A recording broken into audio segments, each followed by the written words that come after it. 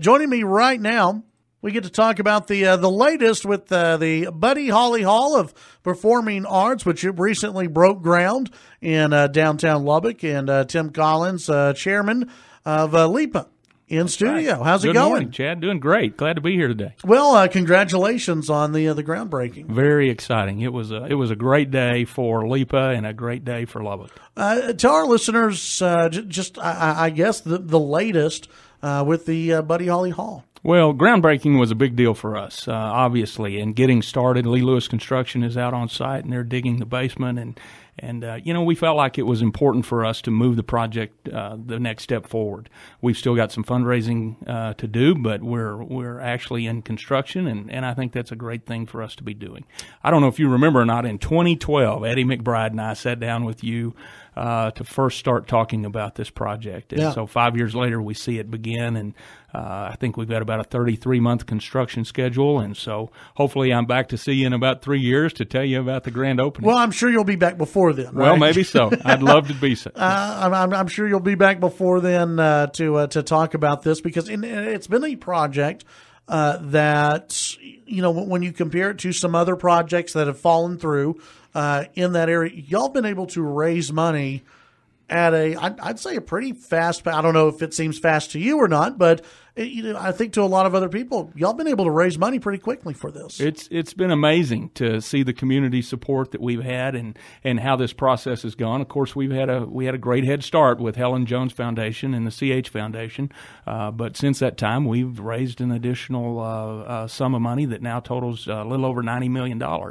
And so, yes, we feel like we've been successful, but yet we still have a ways to go. So how long is construction going to take? 33 months is the schedule. We had a little rain-ish event over the weekend, but that didn't delay us very much. We'll have, over the course of that 33 months, we'll have some rain and weather issues and material delivery and things like that. But we're hoping to open the building in maybe December of 2019 or shortly thereafter, depending on how that goes. And what is it for those who, maybe they haven't been fully keeping up with it? What is the Buddy Holly Hall of Performing Arts? What is it going to look like? What's it going to house? What do people need to know about the structure itself? This is an amazing venue and a culmination of not only the need for a new performing arts hall, but also a need for the arts community and our independent school district and others in helping us to work with downtown. First of all, we have 2,200 seat main theater. And that theater has a noise criteria rating of 15. I didn't know what that meant when we started, but that NC 15 is comparable to the Lincoln Center in New York, to Bass Hall in Fort Worth, one of only a handful of facilities that have that quality about them throughout the world. In addition to that, we have a 400-seat smaller theater that also is NC 15, and that'll be used by the Independent School District, Lubbock, LISD, and others. We have a 6,000-square-foot meeting area, flex space, and then we have Ballet Lubbock, 5 new dance studios for Ballet Lubbock over 2 stories, and a really great facility for them. And then to culminate all of that is a restaurant. There'll be a restaurant on the east side of the building that'll be open 6 or 7 days a week that we announced a couple of weeks ago will be managed by United Supermarkets Market Street. Yeah. So it is a great multi-purpose building, yet of the highest quality.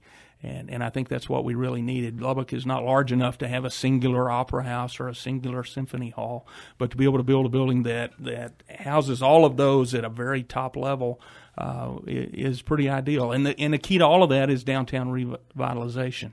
All of the folks that will be coming to that building will bring the traffic downtown that we need to bring about other business and other opportunities for our community. Let's talk about traffic real quick, because the goal is to have the big, bustling downtown area.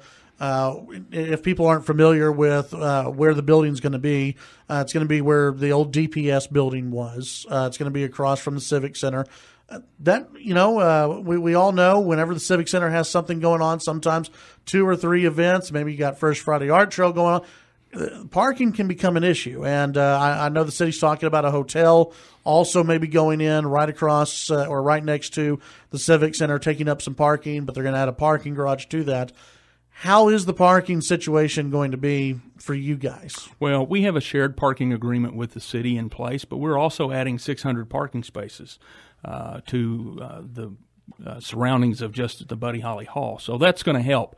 I think, if we step back and think about parking problems, that's the best problem we could have is parking issues downtown. And I think if we have those issues, then we'll find a way to address them. The new hotel complex has a parking garage as a part of its overall plan, and I think that'll help us tremendously. But, we did a survey of parking spaces. There are a large number of more spaces within walking distance of Buddy Holly Hall than there is around Jones Stadium, and you don't realize that when you think about it. You see a lot of spaces around Jones Stadium, but we've actually got more parking. I think we're all kind of accustomed to parking in that one lot there on the north side, and when that's full, we think everything's done. But there's quite a bit more parking around the Civic Center than is utilized, I think. So what's next? What's next for the Buddy Holly Hall? Well, we continue with our fundraising efforts. As I said earlier, we've got about $93 million raised. We've got a $153 million budget, so we've got a ways to go with that to have the project fully paid for. So we're working on that. I've already been out to the construction site twice this week, and so that's going to be fun to watch. I'm hoping and understand that Lee Lewis is going to put up a camera on the site so that people can dial in over the internet and watch the construction as that goes along. So we're excited about that. It's going to be a fun effort to see the building come out of the ground. And you said you still have a ways to go for fundraising. The total amount. What did you say? $153 million? $153 million okay. was our final budget. Is the timeline?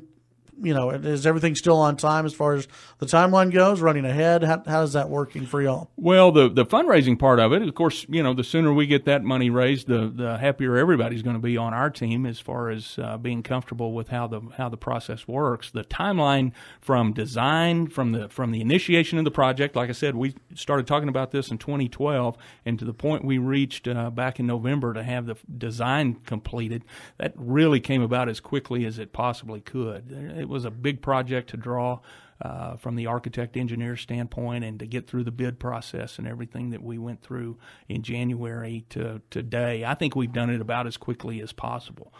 So now we watch construction and we continue our efforts. The fundraising component is such that I think we needed to have something to show to create. I think people believed in us from the beginning.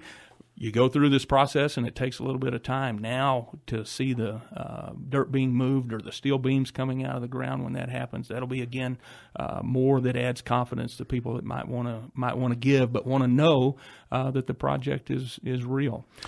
PSLs, for example. We're selling personal seat licenses, and it's a similar program to what we had at Texas Tech with the USA, and people want to be able to pick a seat, but know that there's going to be a seat. And so, LIPA.org is our website. You can get some more information about those efforts, the fundraising efforts there on our website. For fundraising, are y'all just, counting on individual donations, or are there other, I know, there are grants for some programs and everything else, just because, if the average person might hear that still sounds like a lot of money to raise for in 3 years. So where all do you go for fundraising? It is a lot of money to raise, but we've got grants, we've got personal gifts, corporate sponsorships. It's all private money. There's no investment on the part of the city other than the land that they've donated to us from the state or federal government. So we're working through private funds in every manner possible, but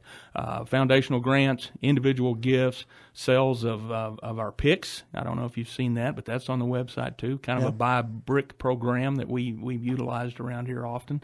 Corporate sponsorships, and this is an area that we're now beginning to start to track with the building under construction, and so that we can show corporations the kind of opportunities that they would have to advertise and to be a part of our project. And so, there's a lot of different ways, and we're working through all of them. Tell folks the website where they can get more information. LEPAA.org, LEPA.org. All right. Tim, thanks for stopping by. Glad to be here. Thanks, Good to see you.